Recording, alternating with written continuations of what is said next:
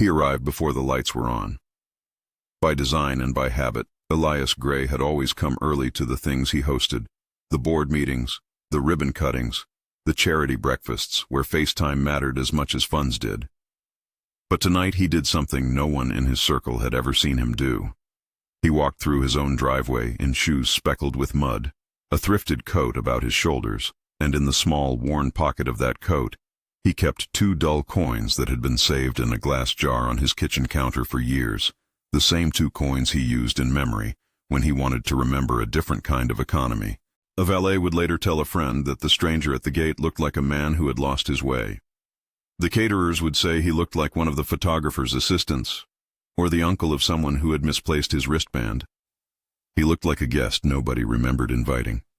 He carried nothing but a battered Bible with pages thumbed soft from use, its cover taped at one corner, and an old cloth bag that had been repaired more times than its owner could count. The bag hung from his shoulder like a confession. The house beyond the hedges had been stitched with light. Waiters practiced their smiles in the foyer mirror. Long tables were trimmed with linen runners, place cards bearing names that signaled kin and capital, and at each place the chairback wore a folded jacket, a visible stake in the social soil, reserved, taken, intended. Somewhere in the kitchen, a tray of asparagus spears hissed as they were plated. The sound meant abundance. The hush meant preparation for appearances. A pianist tuned and then played a piece of gentle familiarity, like a small promise. Elias stepped past the clipped lawn, past the bouqueted urns and the valet's polite hand. He had thought about being anonymous, about how different it was to observe the lives you helped build from the edges rather than from the center. He had thought of the parables he'd been taught as a child, and the awkwardness of belonging to a world that often called itself hospitable while keeping the doors latched to anyone who smelled of the street. He did not announce himself. He did not reach for the host's microphone.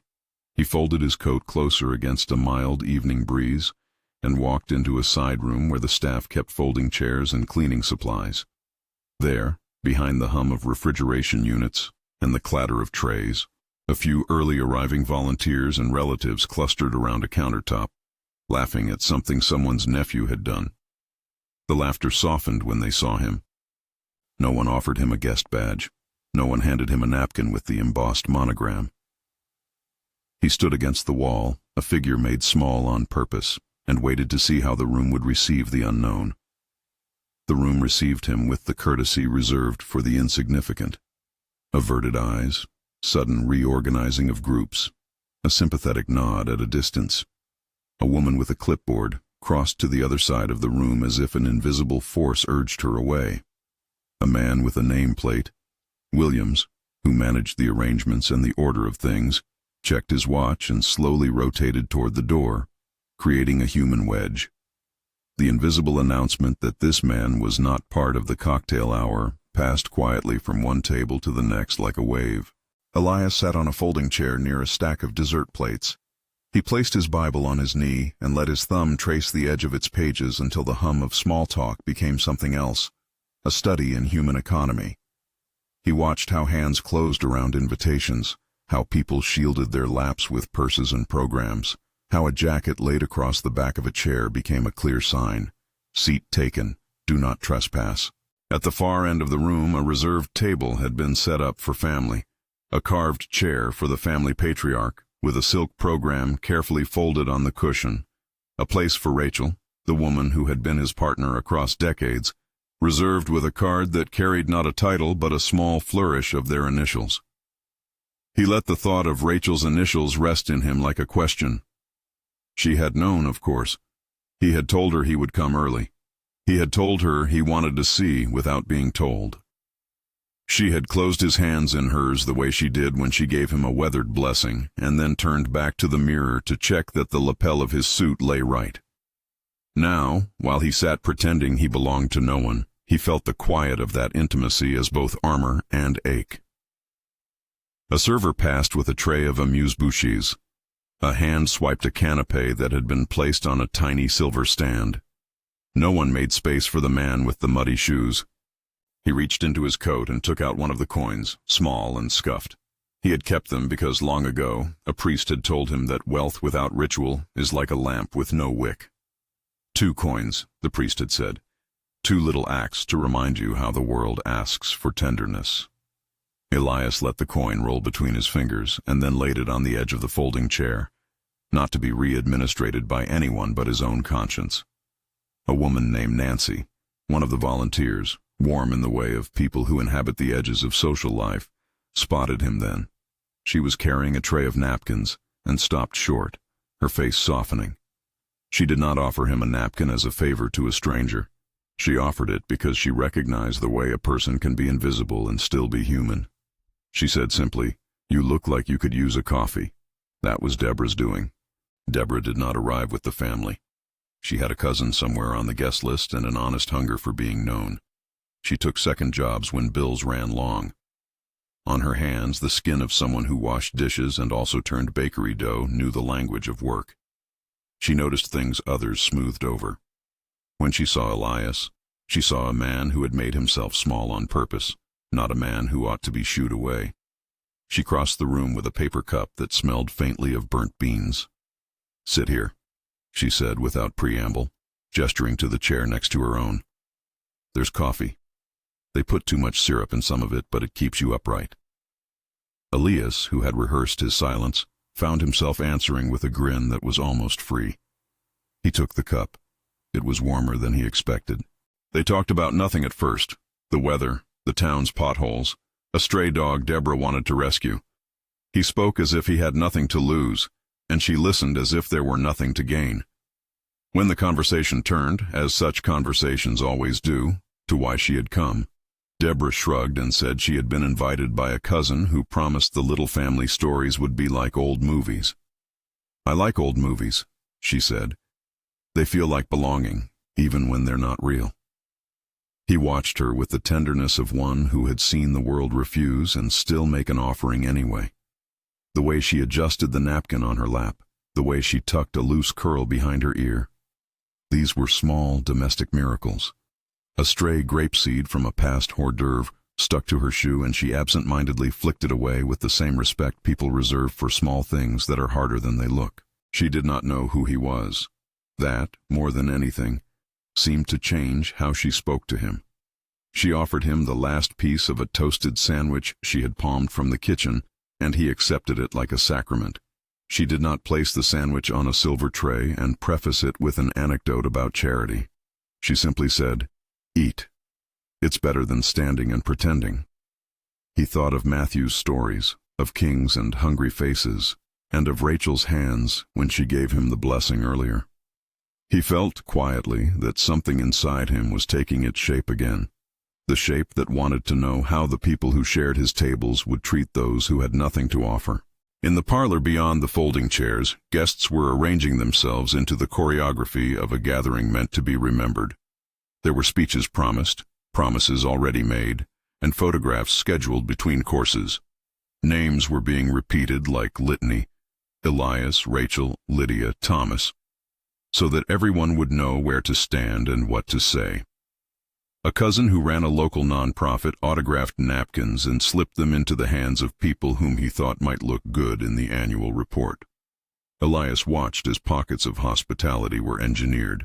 He watched as the host's cousin, a woman who sat at the head of a table like a queen in miniature, tapped her glass to gather attention. Not for him, for the night. People smiled at her as if she alone had created the world the party celebrated. He put his hands around his coffee cup and felt the coin under his thumb again. It was a small private talisman. 2 coins, a memory of the day a street preacher had placed a copper coin in his palm and told him something that did not fit into any of the reports he read, that God notices the small givens of human life. He remembered being younger and feeling the dignity of giving when he had nothing to give. Now the coins were a reminder not of scarcity but of covenant, that those who have much are tethered to those who have less by duty and by grace. Across the room, a child spilled a flute of sparkling grape juice. The liquid spread like a map. A guest reached for their napkin.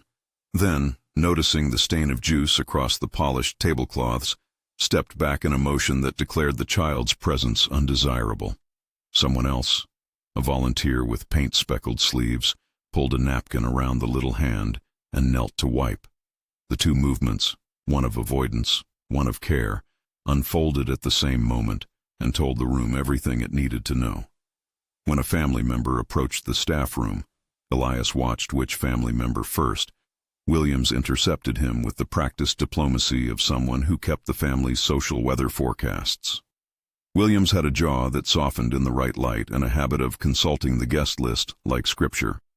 He did not look the stranger in the eye. He asked the family member if everything was running to plan and made a note in the air, an adjustment to the map. Elias listened. He had been schooled in the language of civility, where the right word at the right time preserves order. But there was a different order here, a moral architecture people had not noticed because it had been stitched into their manners, where the seat with a jacket was more sacrosanct than a person's outstretched hand. A woman from the family, a cousin with a name card at the children's table, arrived with two friends, each of them wearing conversation-ready smiles. As she passed, she saw Elias and, by instinct, turned her face so her smile would not be disrupted. She did not stop, not one footfall, her hands arranged into a gesture of welcome for anyone who fit the bill of appropriate. She did not fold that welcome to include the man in the corner.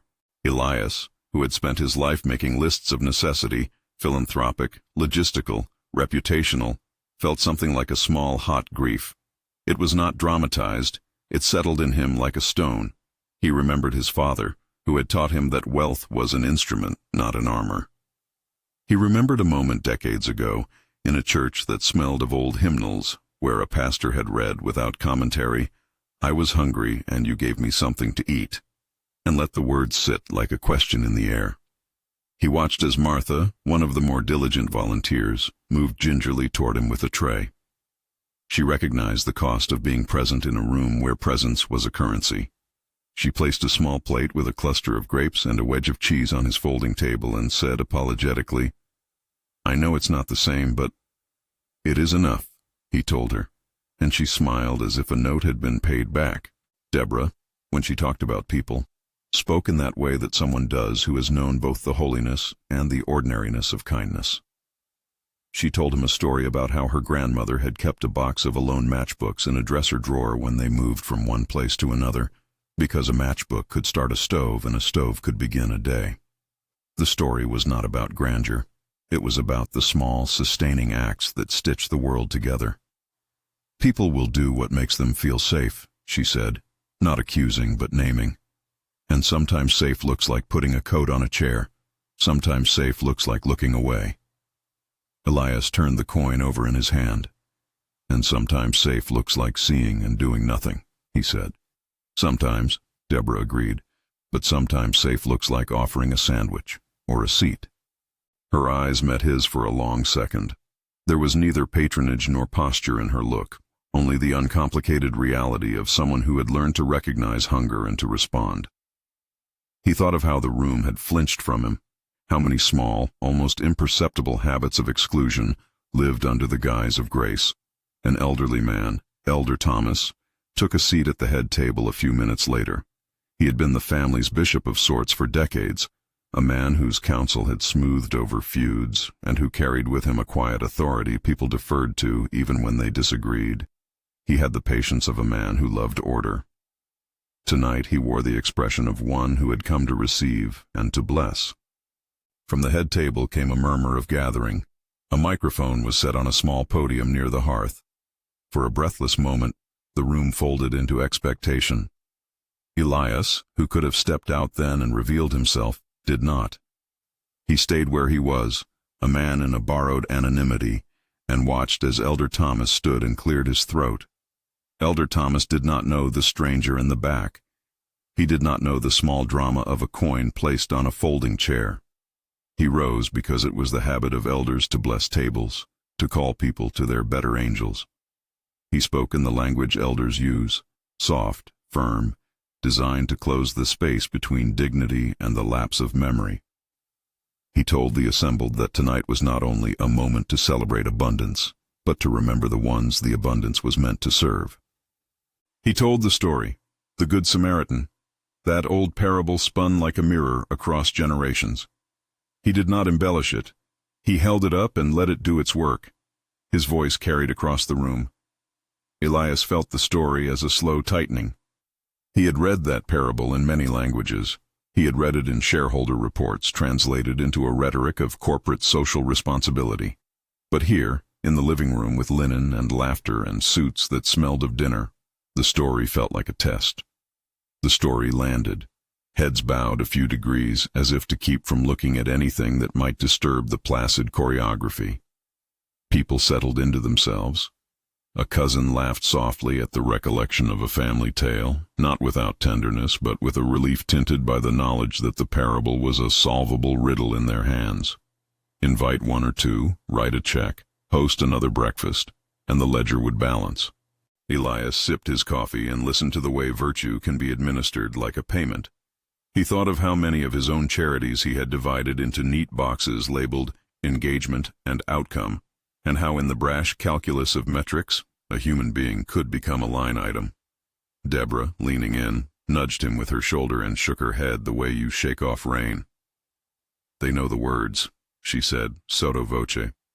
"They just don't always mean them." "Do you think it matters that they know the words?" he asked, a question that carried more weight than it should have for a man who had gotten good at polished initiatives. "It matters," she said. "Words are the first step, but the second step is to cross the road." He let that thought sit.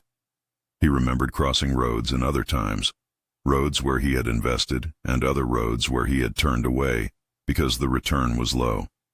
There was a loneliness to the arithmetic of his life that he rarely spoke about. Tonight, in borrowed anonymity, he could see how the arithmetic worked in the faces around him. A child laughed and broke the shape of a conversation. Someone poured champagne into a silver bucket that glinted like false sunlight.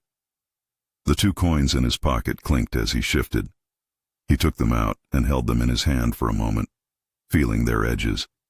He thought about the way his father had once explained giving, not as an offer of absolution, but as an extension of oneself that must be practiced until it becomes habit.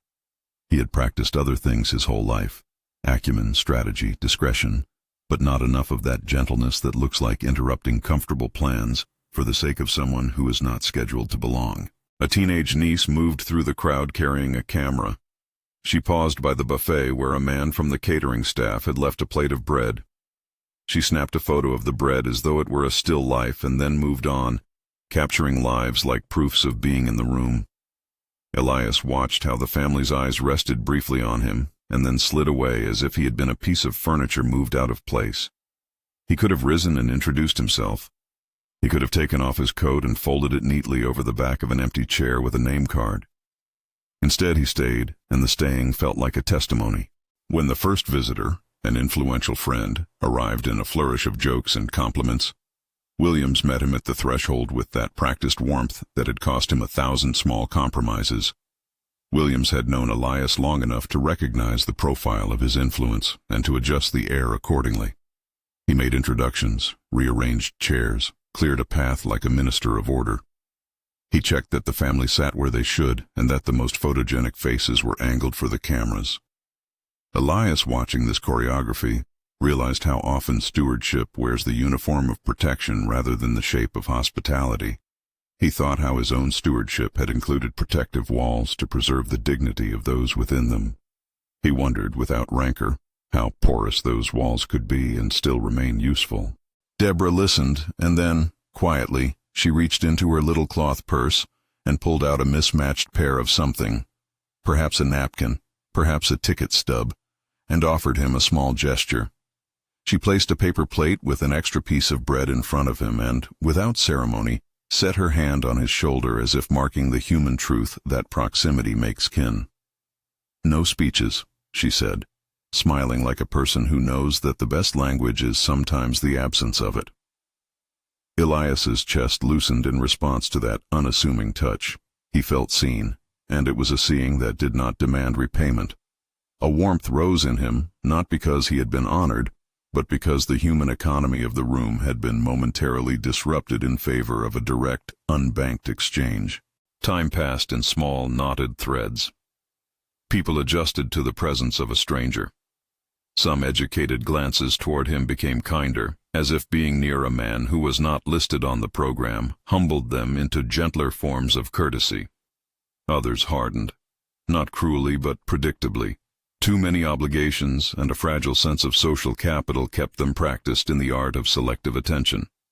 When Elias finally rose, it was with the felt weight of that evening's lessons. He did not move to take control. He moved to a small, unadorned room off the main hall, Rachel's study, which the staff used for last-minute adjustments when they wanted to hide the friction of logistics from guests. He shut the door and leaned his forehead against it for a long heartbeat, listening to music from the hall like a tide pulling at distant shore.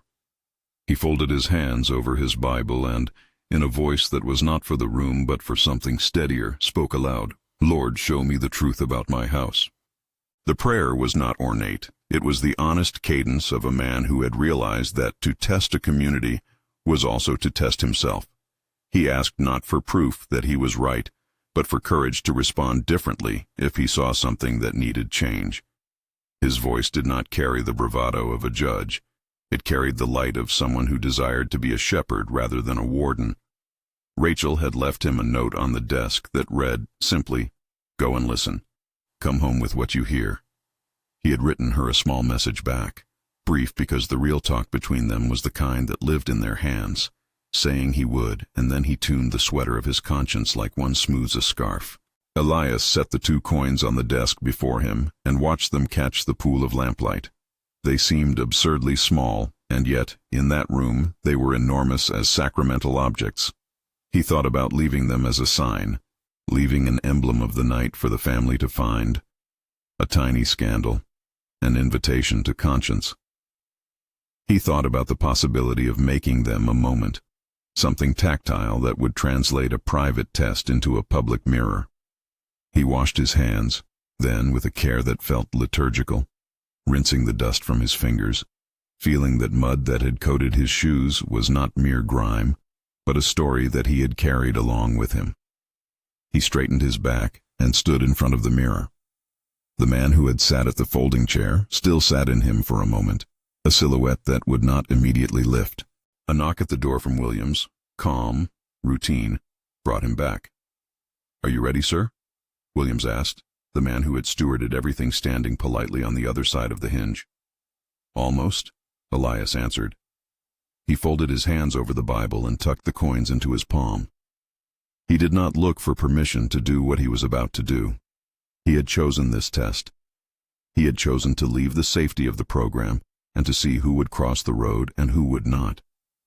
He thought of the ways his own household had been instructed about charity, which causes to endorse, which afternoons to attend, which social circles to include.